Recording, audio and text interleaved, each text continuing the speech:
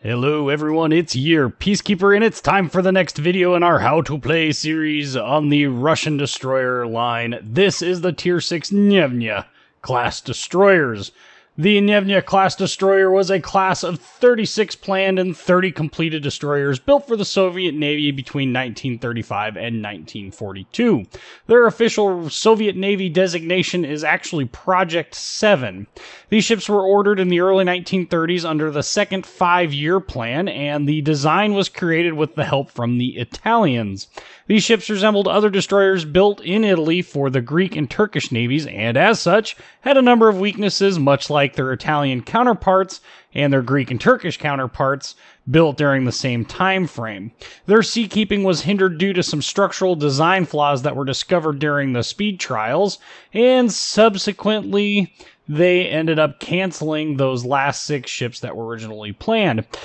The ships also suffered from a number of different machinery problems due to the layout and the construction of the machinery, and as a result, well, it prompted the creation of the Type 7U destroyers, which was basically a Gnevny-class destroyer that had its machinery split up into segmented machinery bits so that the ship, if it took a torpedo or hit a mine, would still be able to move under its own power. In fact, this actually saved a number of the Type 7U destroyers from sinking because they were able to limp away after being hit by torpedoes. Of interesting note, this class does include the famous Gremyashi and Anshan class destroyers, both of which are in-game. In terms of service history, since the only ships on Wikipedia and that I can find a service history on are Gremyashi and the ship that became Anshan, I don't have any service history to give beyond 6 of these ships served in the Black Sea Fleet, 9 served in the Baltic Fleet, including Gnevny, Gordy, and Gremyashi, and 12 served in the Pacific Fleet. We'll save Gremyashi and Anshan for when we do the premium ship reviews on those sometime in the future. If I ever get my hands on a Gremyashi, definitely want those Christmas crates to come back so I have the opportunity to buy her. I hear good things. In terms of the in-game play style, I have very little positive to say about this ship. Basically, Wargaming took what was a pretty good Tier 5 ship and a workable Tier 5 ship and tried to shoehorn it into a Tier 6 slot. And it doesn't work. It legitimately doesn't work. It took me forever to get a decent battle in this game. And quite honestly, the battle video that I've selected shows this ship in way too positive of a light than I really want to convey, but there's a couple of things about it that I want to talk about and how you want to play it. So let's start talking about what is a positive. Well, the ship is fast. Okay, let's talk about everything else. Like Podvoisky before her, the guns on Gnevny are anemic at best and do very little damage and have horrible penetration for HE and don't really have any accuracy or fast turret traverse. In fact, this ship also has a reduced rudder shift efficiency compared to Podvoisky, and as a result, well, the ship is a lot easier to hit. It does have 38 knots of top speed, and with the rudder shift module, things are kind of workable, but overall, I just there's no easy way to play this in the what I would call the traditional Russian destroyer gameplay style. In fact, I think the best way to articulate how to play this ship is basically you either need to be in smoke or you really need to be aggressive with the throttle position to throw off enemy fire. Frankly, I personally don't care for the way this ship plays at all. The torpedoes are worth mentioning. They do a lot of damage. However, they still only have 4 kilometers in range, which means at Tier 6, you're getting very, very close to some very lethal ships in order to use them. And quite frankly, they're basically situational at best. And this is where the problem comes up with the video that I'm going to show for the battle. We get way more torpedo hits than I probably should have. It just happened to be in the right place at the right time to take advantage of it, but once this ship hits a Tier 8 match, it's basically done. There's no easy way to play the ship in a Tier 8 match. Radar is too prevalent. The lack of torpedo range really hurts this ship. The lack of overall stealth really hurts this ship. The lack of gun damage hurts this ship. The terrible gun arcs hurts this ship. I mean, there's just a lot of negatives about this ship. And quite frankly, if I had one request for Wargaming, take this ship. You need to address its problems. Its stats on stat pages like Warships.today absolutely convey this message loud and clear. It is the worst Tier 6 destroyer in the game, by far. I would rather suffer through playing Hatsuharu for the rest of my time playing this game than ever grind through this ship ever again. Absolutely horrible ship. Let's talk about stats. Well, she's got 14,100 hit points, 19 millimeters of armor. Woo! It's a destroyer, so 19 millimeters of armor really isn't coming into effect. And, yeah, I don't even know where it's at. I'm assuming in turrets, maybe? I don't even know where it's at. Like, maybe it's the Citadel, well, it's not a Citadel, but no. I don't even know where that's at. So 16 is what I'm seeing on the armor viewer. Okay. Main battery does consist of 4 130mm guns. They have a 14.3 kilometer firing range. That's going to be with advanced firing training. 4.5 second reload time with basic firing training. 30-second 180 degree turn time. 113 meters of dispersion. And 1900 HE shell damage. 9% fire chance. That's going to be with both of the flags for fire chance. That really is way higher than it actually ends up being in practical applications. This ship does not start fires worth a dang. It really doesn't. AP shell damage, 2,500. You'd think that sounds great. You lose a lot of that shell damage and a lot of that penetration capabilities at longer ranges. The AP from my testing is really not useful. I mean, unless you catch a cruiser broadside at super close range, which why you would be that close to a cruiser, beyond me, but if you're going to be that close to a cruiser, I'd recommend using your torpedoes. They're actually more useful, surprisingly enough. Speaking of those torpedoes, you do have 2 triple launchers mounted in the back of the ship, and they do have pretty good arcs, so you can charge torpedo ships with this reasonably well, but you've got to cover a nearly 3 kilometers worth of open ocean in order to get to a ship to actually use them. And that's going to require them to actually basically run in a straight line at that range. The good news is you do have 70-knot torpedoes, so anything that's within that 4-kilometer range, so long as it's not doing some super crazy aggressive maneuvering, you're pretty much guaranteed to get a hit. You're not going to outrun those torpedoes. They get there really fast. They do 15,100 damage when they get there, and they come up every 76 seconds, which is fairly usable if you can get into situations where you can use them. In terms of anti-aircraft defense, the ship has more AA than Podvoisky. However, it's still basically non-existent. You start out at 3.6 kilometers with these 76mm guns. It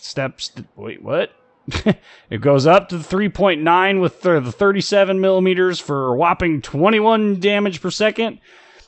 Now we step down to some 12.7 or 50 caliber guns. We've got these 50 caliber Colts. There are 2 duels, and they basically do nothing. And then you have the 50 caliber DSHK, which also is pretty much useless for AA. Interestingly enough, we do shoot down an aircraft in this battle video. Max speed of 38 knots, that's going to be without the speed boost or speed flags on board, so you can bump that up just a little bit higher with those. Pretty quick for a Tier 6 destroyer.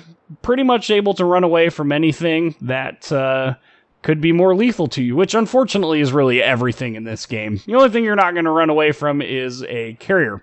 Turning circle radius of 610 meters, which is actually pretty good. Rudder shift time of 3.5 seconds, but that rudder shift time, it obscures how poorly the ship actually handles an execution. I really don't think this ship has any real agility for the stats. The ship seems to take forever to actually turn around, and for a ship that has those stats, that's really quite surprising. Detection range by sea of 6.8 kilometers. Detection range by air of 3.6 kilometers. That's going to be without concealment expert on the captain. Let's talk about upgrades. In terms of upgrades, in the first upgrade slot, still going to recommend Main Armaments Mod 1 for the 20% reduction in the chances of your main battery becoming incapacitated, 50% increase in hit points to your main battery, and 20% reduction in repair time for your main battery. The torpedo tube thing, well, yeah, it does the same thing for torpedoes. That's a nice side benefit, but more or less the main guns are unfortunately where all of your damage is going to come from, what little of it you're actually going to do. Some other honorable mentions, Magazine Mod 1 would be an okay choice if you, for whatever reason, don't have enough detonation flags. I have a lot of det flags, so for me, I tend to run det flags instead of Mag Mod 1. Auxiliary Armaments Mod 1, we don't have any AA worth keeping, so we're not going to worry about AA. In this second slot, I personally think Aiming Systems Mod 1 is the best of the conventional ones. For the 7% reduction in dispersion of shells being that you're shooting, and plus 20% to the torpedo tube traverse speed so that those turn faster. Don't care about the secondaries because the ship doesn't have any. AA Guns Mod 2, again, the ship doesn't have any AA worth really speaking about, so AA speccing the ship is not a good idea. Main Battery Mod 2, trading DPS for the ability to traverse slightly faster. There could be a pretty solid case made for this. My only question is, when you take this modification, is it worth the reduction in accuracy? 7% reduction in dispersion doesn't sound like a lot, but wait until you see just how inaccurate the ship actually is at the near its max range. I personally would rather have Aiming Systems Mod 1. In the third slot, Propulsion Systems Mod 1 is my go-to choice for the 20% reduction in the risk of your engine being incapacitated, as well as the 20% reduction in the time it takes to repair your engines. Honorable mention goes to Steering Gears Mod 1. You guys have heard me say it 1,000,001 times, but if you haven't, I personally find losing my engine to be more of a detriment to my health than losing my steering, and that's because with Last Stand on a destroyer, basically I can deal with the reduced rudder shift time, the increased rudder shift time of having my rudder taken out, but losing my engines and having to crawl away at like 12 knots is extremely frustrating. So for me, I'd rather just not lose my engines altogether, and to do that, Propulsion Systems Mod 1 is my go-to choice. Damage Control Systems Mod 1, not worth it in my books. In this last slot, there's two of these that are actually pretty solid options. Propulsion Systems Mod 2, 50% reduction in the time it takes to reach full power when accelerating, and increases engine power when the ship starts moving. Basically, this is only going to come into effect in that -6 knot to 6 knot range, and as a result, it's really best used when you are sitting in smoke. In fact, in this battle video, had I not eaten a torpedo while I was in smoke, I probably would have, wanted this to avoid that torpedo. I personally ran Steering Gears Mod 2 for the 20% reduction in rudder shift time, just trying to get this ship just a little bit more agile. The 4.4 second rudder shift time is really long on these, and I know, somebody out there is going to go, yeah, but you're supposed to be shooting at long range while traveling sideways. You really only kick the rudder over every now and then.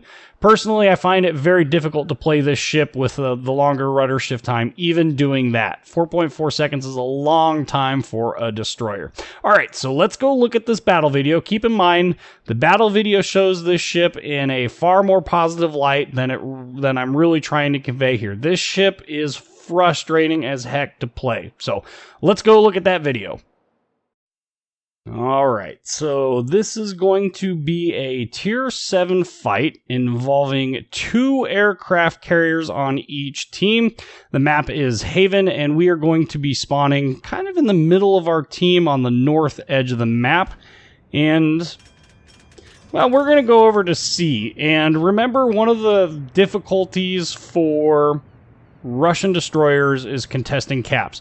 Unfortunately, the only other destroyer on our team is our Fubuki, and they have a Nicholas, and I don't remember what the other one was, but anyway, they've got a much better cap contester in that Nicholas than we have between our Gnevny and the Fubuki. So we're going to go to sea, but watch how I get there and watch what I do when I get there. Basically, we're going to split the difference between B and C, and we're going to come up and we're going to angle ourselves in such a way that we can exit sea with the ship basically pointing to the northeast.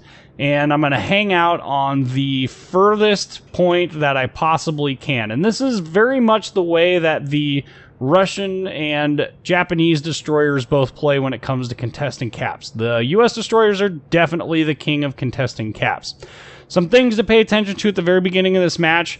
Because we have a Fubuki, I really wanted to let him know that I've been RPF'd. Somebody was running RPF, so we're going to let him know that I am located so that he's aware that somebody is running it. That's going to help him stay alive a little bit longer.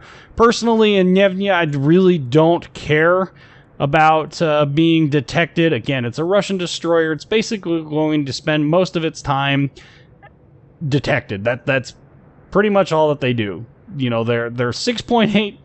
That 6.8 kilometer detection range is really quite frustrating to work with at times, but that's not as bad as some of the higher tier ships, which get seen out way further than that.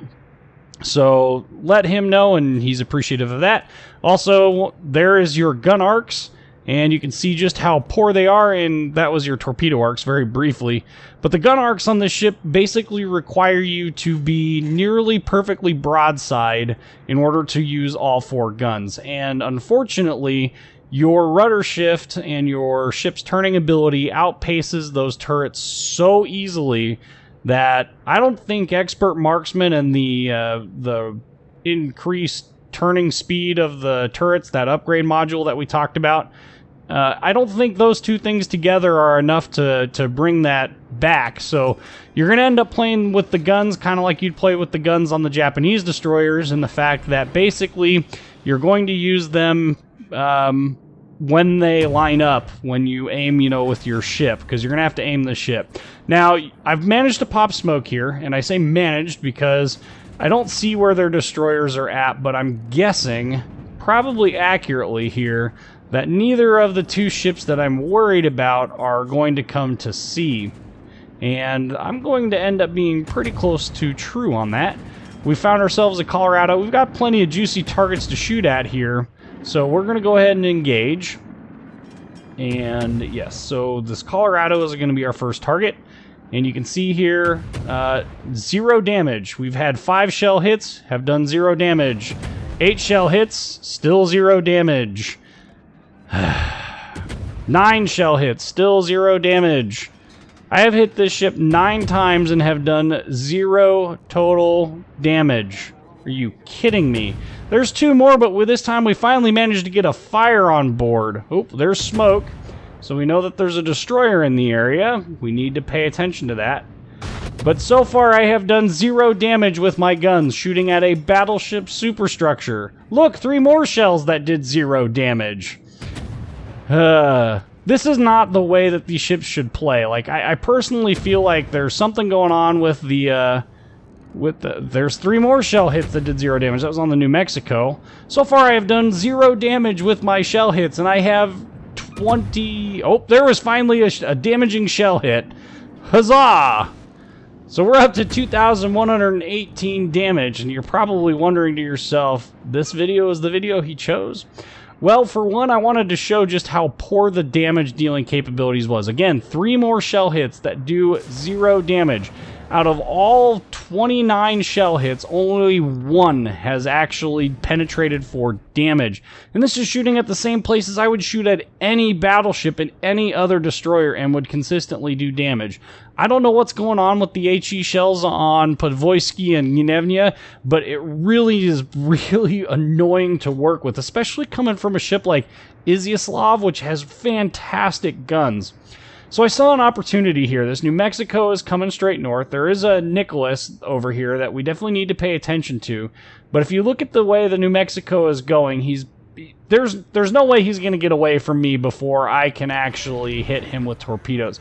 So we're in a perfect position to launch an ambush attack on this New Mexico. And we're just going to keep on charging through. We burned our engine boost so that we can get up just a little bit faster. You can see we just crested 40 knots. And this New Mexico, okay, so he started turning. One of 2 things is going to happen. He's either going to beach, he's going to turn towards us, or he is going to be pretty much broadside. I guess that's 3 things. He's going to probably end up being broadside to us when these torpedoes find their home. Fine by me, I really don't care. We'll launch our torpedoes slightly ahead because I'm anticipating him turning out and away. Definitely going to be an accurate prediction. We're going to go ahead and shoot at him, but hey look, we got a fire, but no damage. And there's the torpedoes finding a home. Dev strike. Full health New Mexico deleted from the map. Now we've got a Nicholas here, and the Nicholas is a particularly hard ship to fight in this. He has a significant rate of fire advantage. He has a much better gun advantage than we do. I've managed to start him on fire, and we're finally doing some decent damage in this.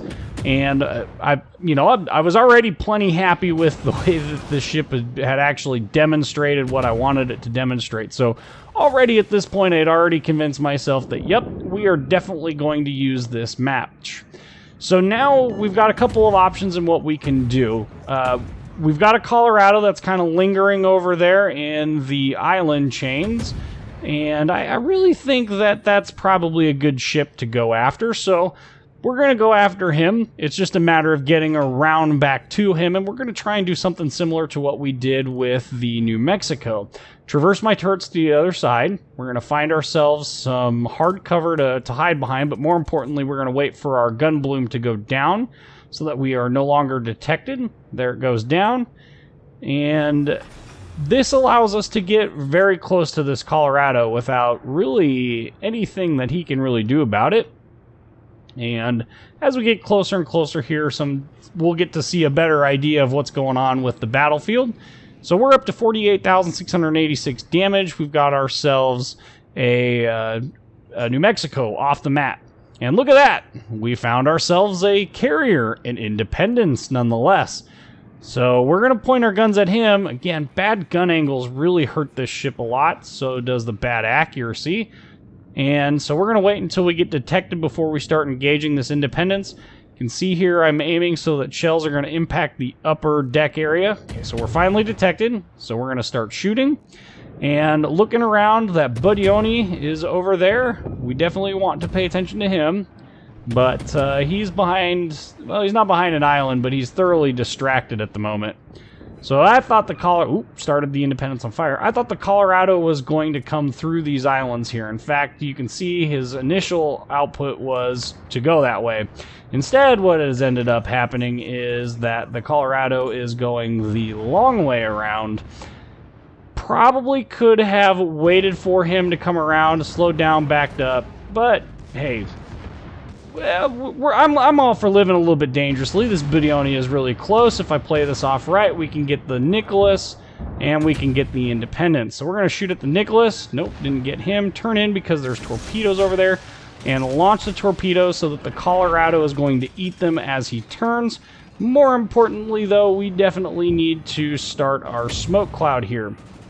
I would recommend that if you are in this position, to do the best that you... Nope, down goes the Colorado. Second dev strike in the match. We're up to 93,598 damage. I would recommend that if you are in this position, that you definitely... Well, yeah. Oops. I would not have continued my endeavor in this smoke too much longer. And I would really, if that island wouldn't have been in the way, it would have been a non-issue. So at this point, we are ahead 709 to 439 in terms of overall points. However, they have two caps or capping a third. We have obviously our one cap and one that's being capped. So we definitely need to be working on either killing some stuff or capping some points. And it is a Hatsuharu was the other ship in this, and he is all the way up north harassing our Scharnhorst, who is doing things, and our Texas, who is also doing things. Hey, look at that! We managed to shoot down a torpedo bomber. Fascinating. So, Buddioni is bailing up north. Fine by me. That leaves his Independence, and it's Hiryu pretty much open to engagement. And I don't know if the Independence is really paying attention to what's going on around him at point-blank range, but you can see he launched a dive bomber squadron, and I would say that that's rude of him, but man, that's what I'd be doing right now. But we got to pay attention to where they're going. And we'll talk a little bit more in a second about the ability to dodge dive bombers. So you can see, you missed. So you can see there the ability to, well, you can see that okay, I don't know why that wasn't a dev strike. I'm very curious. Maybe there's a cap on the number that you can get, but he was definitely 3/4 health, and it looked like he actually detonated, but whatever. But look, I hear you. Anyway, you could see how quickly those torpedoes go out there and how hard they are for other ships to actually avoid. And up to 121,885 damage. I'm calling that 3 dev strikes, because that was 3 nearly full health ships sunk. And I'm good. This is a fantastic game. Team-wise, you know, we're starting to cap a 3rd point, and going to start capping a 4th point so that they have no cap points. Okay, so we lose the guy capping B, and now the teams are starting to look hairy. We got two battleships. This here you player, man, we got to take him out if we can. Yep, that sucks, because this is a fantastic game, and winning is going to be very difficult. We're going to continue to cap D, though, and this game definitely gets you on the edge of your seat. So far, we have 11 torpedo hits, 3 kills, 2 dev strikes officially. I'm counting a 3rd. Only 4 fires started. Now, for a ship that has a 9% fire chance, that's really not that impressive. I would have figured we would have had a lot more going for us, but didn't happen. Now, I don't know what ship has the RPF, but it really is an annoying skill, but it really doesn't change much about my gameplay style. You can see here I pretty much just don't care. So we got ourselves a Hiryu over there, got ourselves incoming dive bombers. You'll see I turn into them and then slam on the brakes. And he missed. And now the second squad's coming in, and I speed back up and I turn the other way, and he misses. That is a very, very useful tactic. Oh, we got Emile Bertin and Dunkirk. We definitely have upped the ante here, so to speak. I was really hoping I could get Dunkirk to start on fire, but well, those really awesome guns are coming into play here, right? So 12.8k out. Look at that. Not hitting and doing any damage to him, really. You know, he's shooting at me. I'm not worried about his incoming fire. He's going to either overpen or miss entirely like that. And Hiryu is still missing. But look at how frustrating, like, the accuracy is not good. Okay, so we got torpedo bombers coming in. Oh, we shot down another aircraft. Oh my.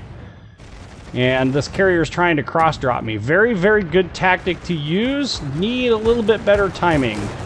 Okay, so we slow down.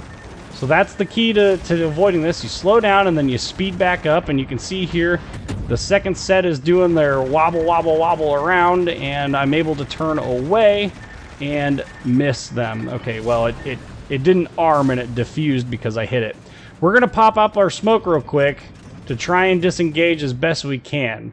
And in hindsight, there wasn't really much I could do about this, but we definitely needed to get the heck out of here because that Emile Bertin is going to make short work of us with the Dunkirk. Might as well do as much damage as we can to the Hiryu and call it that. In terms of points, we're up to 802 versus 656, and they just finished capping the decap. But the Hiryu has been spotted. Most excellent. Incoming dive bombers again. Started him on fire. Fantastic.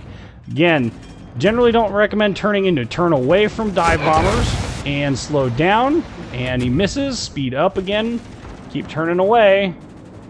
Do your best to avoid. And you can see here we shot down another one and missed again. And that is one of the probably the more frustrating things. You know, a good destroyer captain can make a carrier's life absolute hell. Aha! We managed to start the Hiryu on fire. He's moving ever so slowly. Don't have much options in the way of what I can actually do at this point. Basically have to expose myself. Going to continue to try and fire at this Hiryu, but well, our engine power is, quote, reduced, as they say. And to try and get away from this situation, I try my damnedest to get away and engage the Dunkirk, but ultimately, another torpedo bomber drop. We would have definitely avoided that. But killed by Emile Bertin with the assist on the Dunkirk. We are ahead, 833 points to 758. If nothing else changes in this match, we are going to win. There are a couple of things that are pretty nice, though. One, that Dunkirk is basically dead, and the Emile Bertin is going up against 2 nearly full health battleships. We should have this in the bag, in my opinion. It's definitely going to be an interesting fight. Yes, 145,000 damage. Again, I'm going to call it 3 dev strikes, but the game officially says only 2. We got high caliber thrown in there. Wish we could have gotten Confederate, but hey, doesn't always work out. We got 2 solo caps, which definitely helps out. And so that's kind of, that's Gnevny in a nutshell. Again, this video is an outlier. It is a massive outlier, but what it showed, and the reason why I chose it is, one, it shows torpedo tactics and what you can do to actually use them. You got to find yourself some hard cover like an island to use, smoke if they're stupid enough to get close enough to smoke. Those are definitely options. Texas eating a citadel from a Dunkirk and then firing AP at his bow. Wouldn't have been my first choice. Anyway, so you can see how you got to kind of use the torpedoes. Basically, you're going to have to ambush with them, and they're quite effective when you actually do get a solid ambush with them, because they do a fairly good amount of damage for their short range. It's just that short range is really hard to use. If they were 5K, 5.5, or 6K, they would be so much better, and the ship would be so much more comfortable to play. You just have just a little bit more breathing room, and I would be even willing to take a 10 knot or a 15 knot reduction in speed to get just a little bit longer range. Down goes the Dunkirk. We got 957 points to 806. If nothing else changes in this battle so far, we have a pretty good chance of winning. Ooh, Texas got some torpedoes coming in. Not good. Not good. Okay, so he ends up eating 1. He's down to about 1/8 of his hit point pool. Our Scharnhorst is doing pretty decent. Yeah, he eats another 2 torpedoes. He's down to half. Well, this is starting to look a lot worse. And I have a feeling that Hatsuharu is going to come back to haunt us and go cap A before we can actually win. Now, had he decided he wanted to chase the red ships, we would have lost, or we would have won this battle quite handily, because even with the rate at which they are gaining points, which is, 12 every second or so, every 3 seconds or so, we are definitely going to win with our 4 per second, but because he's now capping it, it's over. They have to kill the Emile Bertin or the Hiryu before we can win this, and not paying any attention to the Scharnhorst at the moment, but Texas and the Scharnhorst definitely need to get together for AA, and God, both those ships went into that nearly full health. 1 Dunkirk and an aircraft carrier managed to bring them down that far. And 985 to 930 points, 58 seconds remaining in the match. Can we pull it out? Oop, there's the Hiryu. Okay, Texas, what have you got for Emile? What have you got for Emile? I'm assuming that's going to be a barbecue, if I had to guess. Them Texans are very proud of their barbecue history. Very solid salvos. Incoming torpedo bombers to the Scharnhorst, but the Scharnhorst, 1,700 hit points, 1,600 hit points, and it's still going down. 985 to 986. They just went over us. All we have to do is 900 damage, and they sink the Scharnhorst. Oh, frustrating. All right, well, here's the final battle roll. 145,089 damage, 3 kills, 2 caps, 1,766 base XP. That would have put me second on the winning team just with that. You can see 97,961 damage was in torpedoes. Only 20,000 was in flooding and fire. So guns really not as effective as the torpedoes. However, the ship really is not capable of using the torpedoes really at all. And it's quite frustrating to play. I don't like Gnevny at all. In fact, I cannot wait to get it out of my port. Anyway, I'm your Peacekeeper. Like, comment, subscribe, and thank you for watching.